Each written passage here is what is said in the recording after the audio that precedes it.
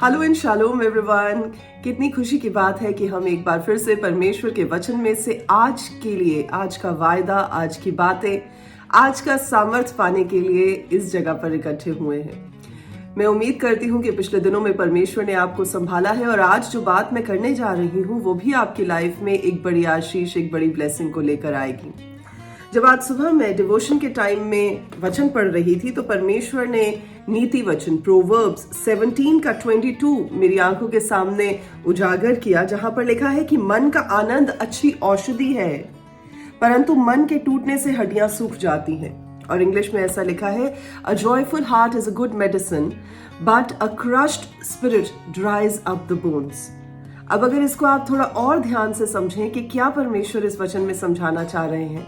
ऐसी क्या बात है कि परमेश्वर के दास सुलेमान ने, जो कि एक बहुत ही समझदार इंसान जाना जाता था, उसने हजारों साल पहले ही इस बात की घोषणा करते हुए कहा कि एक अच्छा जॉयफुल, आनंद से भरा हुआ जो दिल है वो एक अच्छी मेडिसिन है। और अगर कोई मायूस है, कोई अपनी जिंदगी से हार मान चुका है, थका हुआ है, सब चीजों को वो इग्नोर कर चुका है जो कि अच्छाई की चीजें हैं, तो लिखा है कि वो उसके लिए, उसकी हड्डियों के लिए सूखेपन का कारण है। एक चीज जो मैंने थोड़ी सी इस पर रिसर्च करके जानने की कोशिश की, जो मैं आपके साथ शेयर कर रही हूँ, वो ये है कि एक अच्छी और चीयरफुल जो स्पिरिट होती है वो आपके जीने का कारण बनती है। ऐसी क्या बात थी जो 3000 साल पहले सुलेमान राजा ने लिखी और अब मेडिकल रिसर्चर्स भी इस बात की पुष्टि कर रही हैं कि जब कोई इंसान ज्यादा हंसता है, ज्यादा खुश रहता है, निश्चिंत रहता है और एक चीयरफुलनेस और जॉयफुलनेस की हालत में रहता है, तो वो एक लंबी जिंदगी को जी पाता है। और क्या ऐसी बात है कि इन प्रोवर्ब्स में भी इन बातों पे फोकस किया गया, क्योंकि परमेश्वर खुशी को, आनंद को, चीयरफुलनेस को और ह्यूमर को बहुत ही इंपॉर्टेंस देते हैं हमारी लाइफ में।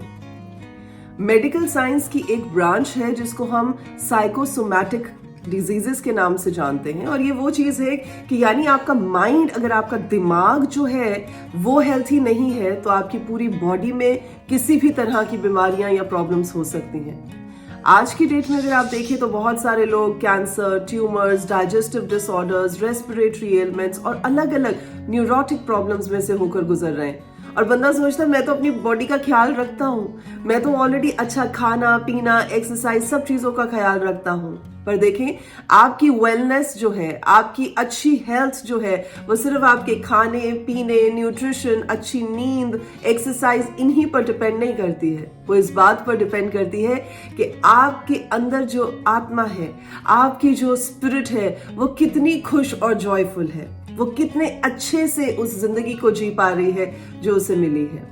तो इसलिए इस बात को जान रखें कि रिसर्चर्स के मुताबिक ये जो चीजें हम बता रहे हैं साइकोसोमैटिक डिजीजेस के बारे में, ये कैसे आती हैं। ये एंजाइटी से आती हैं, स्ट्रेस से आती हैं, बहुत ज्यादा किसी चीज की टेंशन लेने से आती हैं, आगे क्या होगा उसकी चिंता करने से आती हैं। तो जब आप इन चीजों को बहुत ज्यादा तवज्जो देते हैं तब ये आपकी लाइफ में आपके ब्रेन को, आपकी बॉडी को बहुत बुरी तरह से अफेक्ट करती है। पर परमेश्वर का वचन क्या कहता है? अ joyful heart is a good medicine. तो करना क्या है? अपनी मुसीबतें, अपनी परेशानियां, अपनी सिचुएशंस, अपने मातम, अपने गम परमेश्वर को देने हैं, ये तो हम जानते हैं। और हो सकता है आप ये भी कहें, पास्टर नहीं तो इसमें तो कोई बहुत बड़ी बात नहीं है, ये तो हम शुरू से जानते हैं। लेकिन देखिए, जब आप ये सब करते हैं तो आप अपनी इम्यूनिटी को बूस्ट करते हैं, मेडिकल साइंस बताती है। आप अपनी बीमारियों को कम करते हैं, ये भी रिसर्च में पाया गया है। आपके जो मसल टेंशन है वो कम होते हैं और आपके स्ट्रेस हार्मोन्स जो है वो रिलीज हो जाते हैं, ताकि आपकी बॉडी उनके साथ गलत तरीके से अफेक्टेड ना हो सके। एक चीज मैं आपके साथ और शेयर करना चाहती हूँ। जब आप नहमाया की किताब पढ़ते हैं तो उसके 8th चैप्टर में 10वीं आयत में ऐसी बात कही गई है, अब चले मैं थोड़ा सा इससे पहले की भी आपको बात बता देती हूँ। हमें पता है नहमाया ने जेरूसलम की शहरपनाह बनाई, वो टूटी हुई जो दीवारें थी उनको दोबारा से बनवाया, लोगों को सबको इकट्ठा किया, और उसके बाद में एक टाइम आता है कि वो सब लोग जब उस सक्सेसफुल मिशन को देखते हैं और देखते हैं कि कैसे परमेश्वर ने उनकी मदद की, तो यहाँ पर जो परमेश्वर के याजक हैं, जो परमेश्वर के प्रीस्ट है जिनका नाम एजरा है, उनको बुलाया जाता है। वो परमेश्वर के वचन के बारे में लोगों को बताते हैं, और जब वो वचन बताया जाता है लोग रुकते हैं, वो सुनते हैं, वो उसको अंडरस्टैंड करते हैं, और वो इतने मातम से भर जाते हैं कि वो रोने लग जाते हैं। आखिर ऐसा क्या होता है कि वो परमेश्वर के वचन को सुनकर रोने लग जाते हैं? देखिए, जब प्रभु के वचन के सामने हम आते हैं और परमेश्वर के वचन हमारे साथ बात करता है, तो बहुत सारी ऐसी छुपी हुई खामियां हैं, छुपी हुई गलतियां हैं, छुपे हुए गुनाह और पाप हैं जो हमारे सामने उजागर होते हैं और हमें फेस टू फेस दिखने शुरू करते हैं। और क्योंकि परमेश्वर इतने महान और इतने होली है, उनके सामने हमें पता चल जाता है कि हम इन पापों के साथ खड़े नहीं रह सकते। यहाँ पर भी लोगों के साथ ऐसा ही हुआ। वो दुखी हुए, मातम मना रहे हैं, अफसोस कर रहे हैं, रो रहे हैं।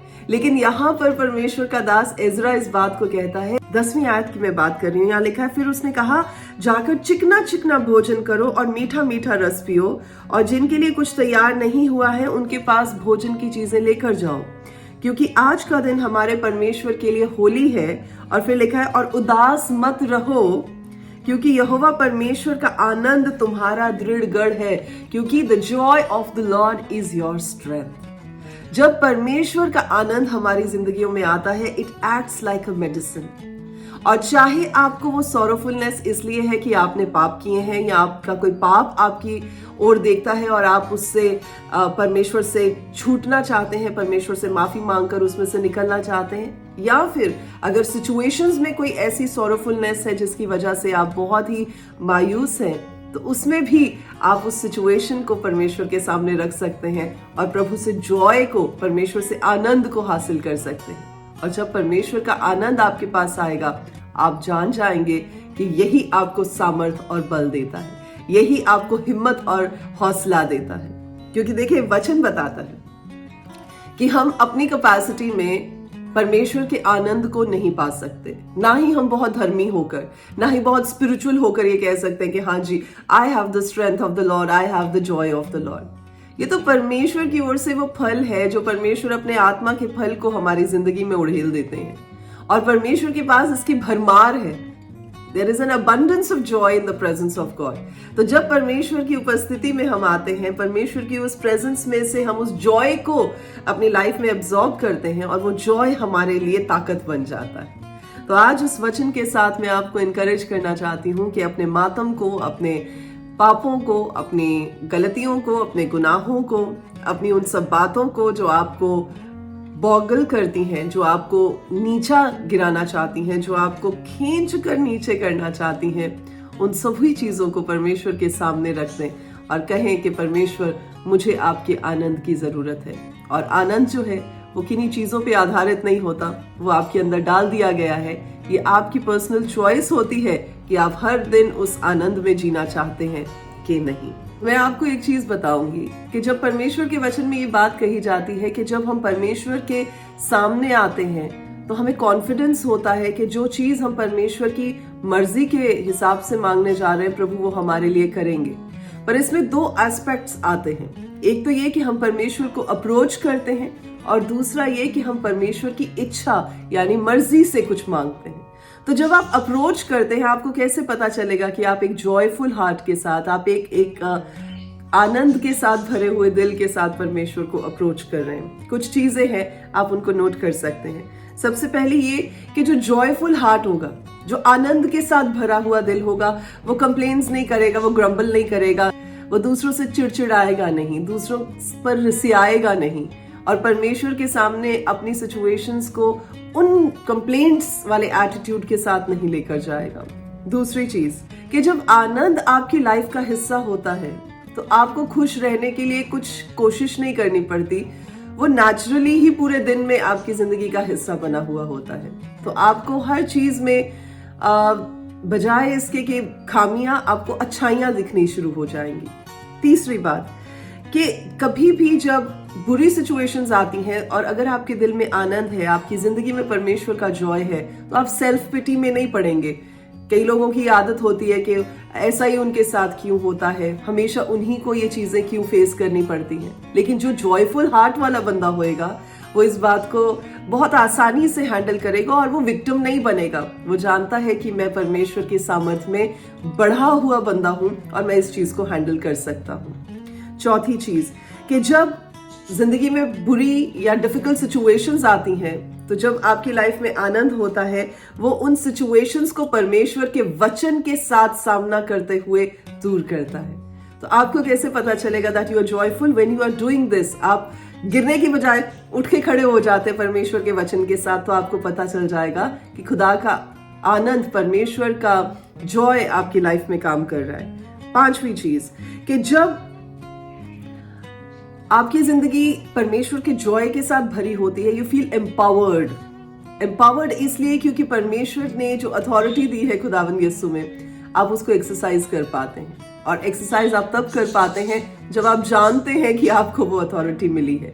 सो जो चीजें आपको दी गई हैं, आप उन्हें इस्तेमाल करना शुरू कर देते हैं और उन चीजों के साथ आप अपनी जिंदगी को बेहतरी की ओर लेकर जाते हैं, तो आपको पता चल जाता है that you have the joy of the Lord in your heart. Sixth चीज कि जब आनंद से आपकी जिंदगी भरी होती है, तो आपको हर चीज के सही पहलू नजर आते हैं, या यूं कह लीजिए कि ऑप्टिमिस्टिक पहलू नजर आते हैं।